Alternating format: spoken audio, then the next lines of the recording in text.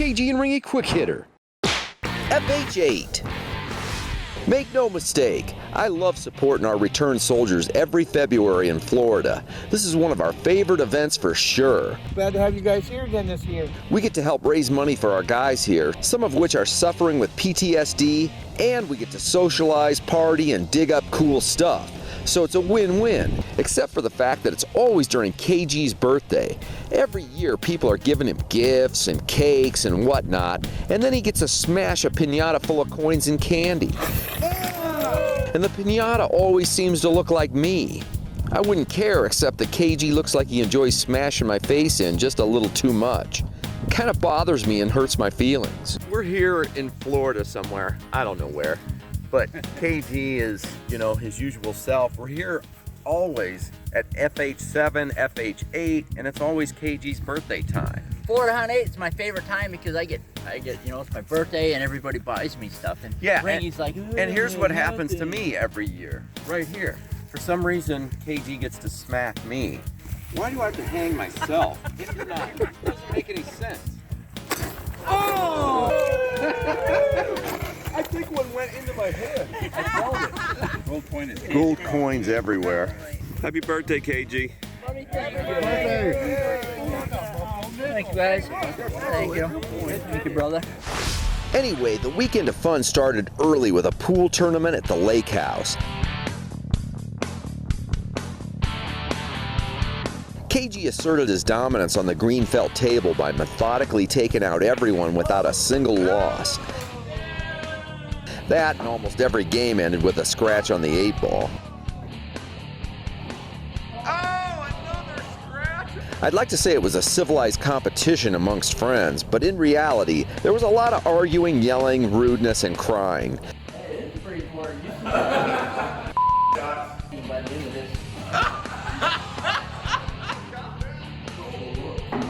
Oh, no look. The no look scratch.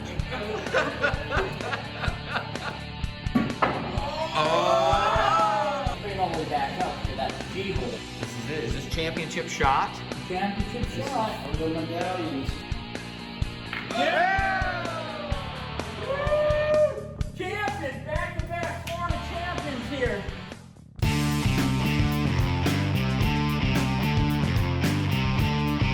My phone disappeared in the house for a while, as phones do, and here are a few of the non-censored images that magically appeared in my recent photos folder.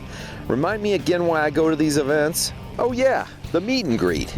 This year we had a blast hanging out with everyone outside listening to a live band. They were really good.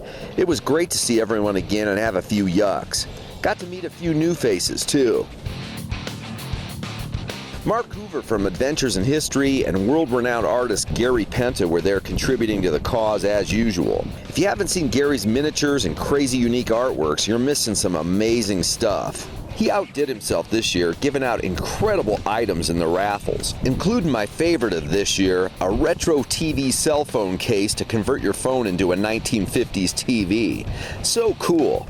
Last year's car and this year's Jeep were super sought-after items as well. The event started out Saturday morning with a seated hunt full of coins, buttons, fobs, toys, and more. Brian Monroe not only signed up to hunt, but personally brought in a load of silver Walkin' Liberty and Franklin half dollars and planted them all himself in the search fields. What a stud. Cool dude. Way cooler than KG for sure.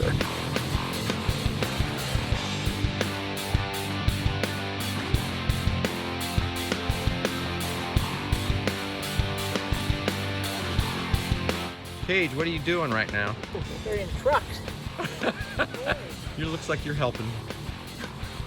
I just got through helping. Shut up.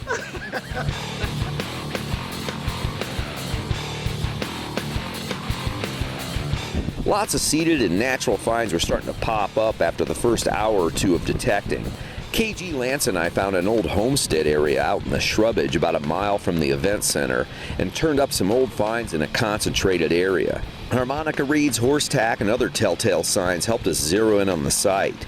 KG popped a 1934 Wheatie and I dug up this brass tip of a cane or possibly a scabbard. Pretty thin for a cane end, so maybe it was for a bayonet or knife sheath. Definitely looks to be the same time period, whatever it is. We are at Florida hunting. We're out in the middle of nowhere, this big area they just cleared off. And I just dug a foot-deep hole right here. And I got an absolute screaming signal. Where the hell? Oh, wait. Oh. Is that a modern dime? No, there's no way. That's a modern dime. Oh, it is. That thing was a mile under the ground. That's Gypsy took a crew to another area and hit a hot spot, popping at least one Indian head in this really cool military metal that I think is sterling silver. Before heading home, we were lucky enough to hit some private sites thanks to the local crew, and had a ton of fun in an early 1900s farmhouse with Brandon, Scott, and the rest of the gang. We even had a mini Megalodon dive team reunion with Dave, Gary, Jerry, Mark, KG, and myself. First hole of the day, 5-coin spill. And a few ants. Jerry started out on fire with an Indian head and this 1912 barber dime, and the rest of the day produced some really cool items from all over the place. A gold ring, a silver ring, some oddball fobs, and even a knob. I do not like them with a fox, and I would put them in a box. With all that juice pouring forth out of the earth, it was just a matter of time before KG and I stumbled over something. Super old flat button. You can see the little knob where the shank went. Oh, it is a coin. Oh, it's a weedy. We warmed up with a handful of weedage, and then KG struck a small disc of precious metal. Oh, look at that. KG's got silver. Look at that. Yep, mercury dime right there. 1919, Merc in the pot for KG.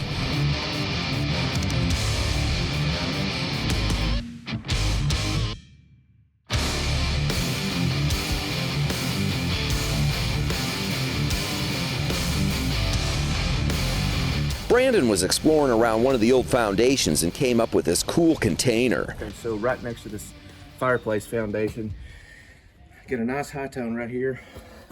And obviously you can see it wasn't very deep, but get this little container, and we're hoping there's gonna be something cool in there. Maybe some gold coins, or what did you say, like a rare element? Yeah, rare element that nobody's ever heard of There you go. before, because he always finds gold and platinum and stuff. So maybe the next thing is this unheard of element. It'll be Brandonite. That's it. Okay, we're gonna try to get it opened up. Would it be full of gold or silver coins? Rolled up cash, perhaps? It's always great to dream. It was similar to one I found with my Apex in Arizona a while back, but unfortunately it contained the exact same thing. A generous helping of Jack Squat.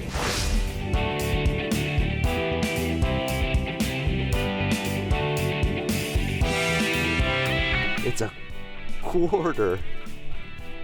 Unreal. I thought I had a silver quarter, but that's just a beat up plaid one.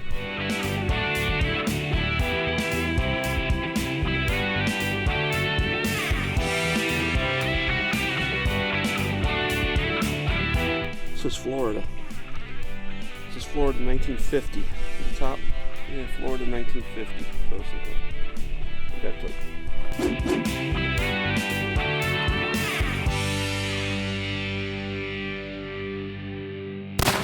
Along the sidewalk that led to the old road, I got a perfect signal that sounded, well, perfect. And then this happened.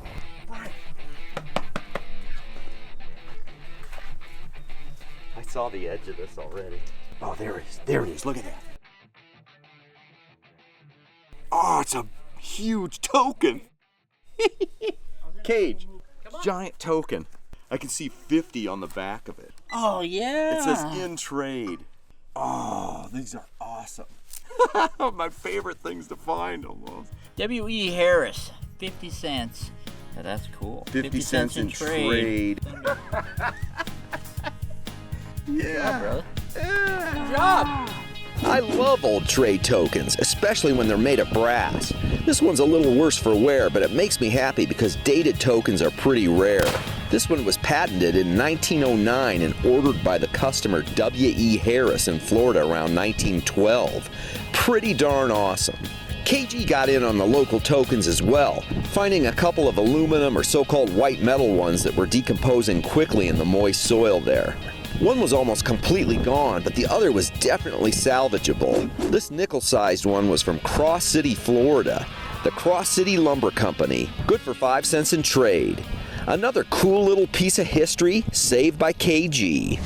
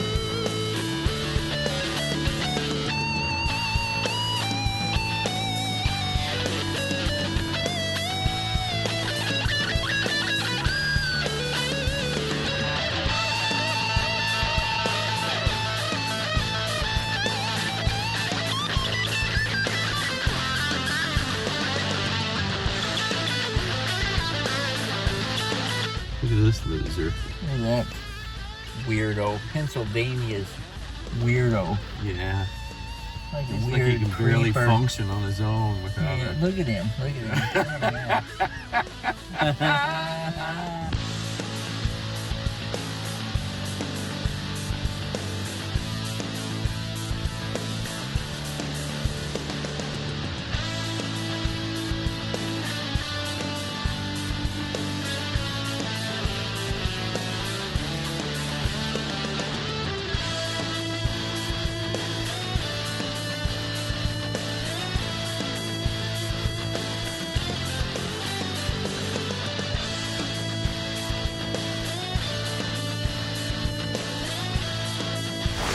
All right, boys and girls, we've got a lot of great adventures lined up for 2022, and we hope to run into you all at some point along the way. Giant flat piece.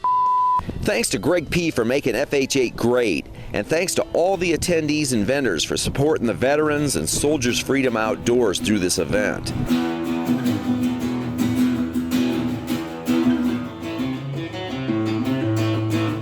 See you next time. Ringy out. Quick hitter!